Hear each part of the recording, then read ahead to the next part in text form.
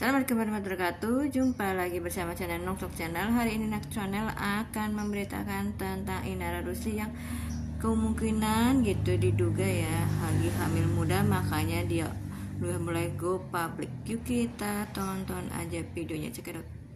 Ya, tapi nggak ngomong-ngomong guys. Kenalan mereka Juli, menikah Agustus, September, Oktober, sekarang November.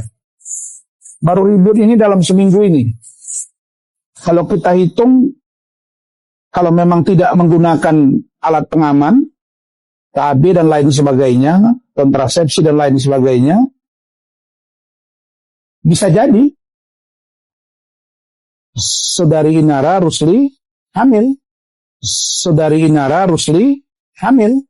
Diduga tengah berbadan dua, Inara Rusli dan Insanul Fahmi terciduk jalan bareng. Benarkah menuju dokter kandungan? Jagat maya kembali diguncang oleh kemunculan Inara Rusli dan Insanul Fahmi yang tertangkap kamera berjalan bersama di sebuah lokasi umum. Momen singkat itu langsung memantik spekulasi baru yang jauh lebih sensitif dan mengundang tanda tanya besar. Pasalnya dalam potongan video dan foto yang beredar, Inara terlihat mengenakan pakaian longgar dengan gestur tubuh yang dinilai warganet berbeda dari biasanya. Tak butuh waktu lama, berbagai asumsi pun bermunculan. Salah satunya yang paling ramai diperbincangkan, dugaan bahwa Inara tengah berbadan dua. Isu tersebut semakin liar ketika muncul kabar bahwa kebersamaan Inara dan Insanul Fahmi hari itu diduga berkaitan dengan kunjungan ke dokter kandungan. Meski belum ada pernyataan resmi dari kedua belah pihak, publik terlanjur mengaitkan momen tersebut dengan berbagai potongan fakta.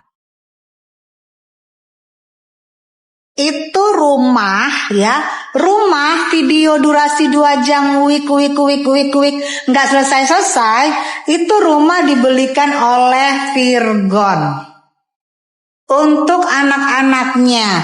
Jadi haknya Virgon juga jika datang melihat anak-anaknya. Haknya juga, misalnya ada CCTV. Misalkan menurut gue dia tahu apa enggak gitu sebenarnya tuh laki punya istri. Kalau menurut gue dari sebagai seorang mantan pendosa ya, dari kacamata seorang mantan pendosa nih ya, menurut gue ya. Kalau menurut gue tahu lah, nggak menurut gue sih nggak mungkin nggak tahu kalau menurut gue. Kenapa? Karena menurut gue dari hal yang dia terjadi udah asam garam kehidupan. Ya tuh segitu bukti dari dia mantan suaminya aja dia berhasil menemukan kan, berhasil jadi detektif menurut gue kan, menemukan kalau misalkan suaminya selingkuh.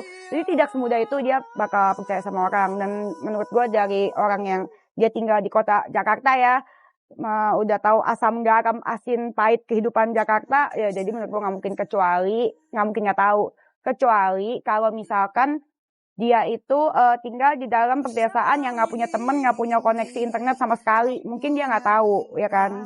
Tapi kan menurut gue ya nggak sepolos itu lah menurut gue. Yang nggak sepolos itu menurut gue. Masih sama sih.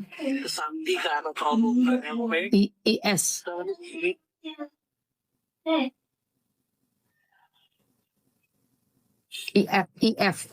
IR sama si IF.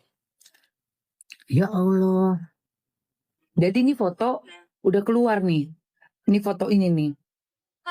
Yang membuat katanya MI terprank. Yang lagi rame. Dari bibirmu yang manis bermadu, tapi cintamu tidaklah begitu. Rasanya pahit bagaikan empedu, bercampur racun.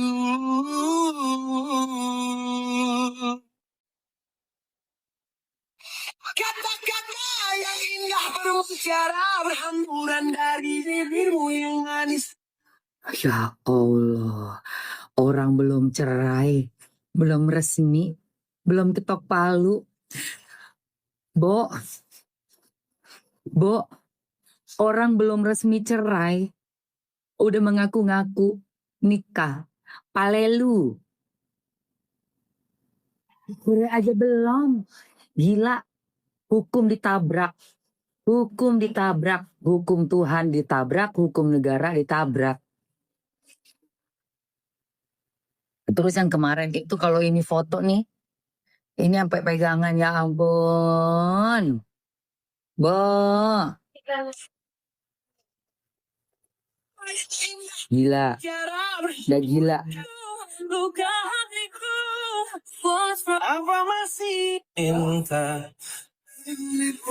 Terus gimana apa kabar itu sih? Halo semuanya, gue mau Dalam perselengkian yang gatel dua-duanya coy. Mana ada dalam perselengkian yang gatel satu orang terus terjadi perselengkian. Harus wajib dua-duanya gatel. Gatels ya. Nggak bisa di perselengkian itu, kalau kata orang bule, dengerin ya. Bahasanya orang bule, it takes two to tango. Itu untuk orang-orang yang selengki. It takes two, perlu dua orang untuk dance tango. Ya, tango. Dance itu nggak sendiri. Lu kalau sendiri lu berarti bukan dance itu. Ya, terjun bebas. Tapi kalau untuk perselingkuhan, dua-duanya yang harus gatal. Menggatal dulu dua-duanya, baru terjadi. Seakan-akan Tuhan bisa dibungkam dan nanti kan ada turun itu. Hukumannya akan turun, Mbak. Percaya sama saya. Karena lihat nggak, bencana, penyakit, sial, bermasalah terus keluarganya, kena tipu. Itu semua akibat dari perbuatan kita mengakal-ngakali Gusti Pangeran. Kita ngakal-ngakali Gusti Pangeran. Apalagi berkedok ya. Berkedok. Itu yang paling dibenci sekali. Makanya pernah ada cerita nih, satu desa dimusnahkan sama Gusti Allah. Dimusnahkan karena udah terlalu ngelunjak. Udah terlalu gak karu-karuan. Ya. Masih karuan yang memang gak berkedok. Masih karuan. Karena dia gak memakai kedoknya itu untuk menipu orang. Masih mending bajingan sekalian istilah kasarnya. Tapi yang kalau pura-pura baik, kedoknya ketutup, tapi kelakuannya kayak bajingan ini, itu yang sebenarnya penistaan menurut gua. Bikin malu dan mencari perlindungan, keuntungan pribadi dengan cara berkedok. Episode baru. Bela teman boleh, asalkan yang dibela itu bener.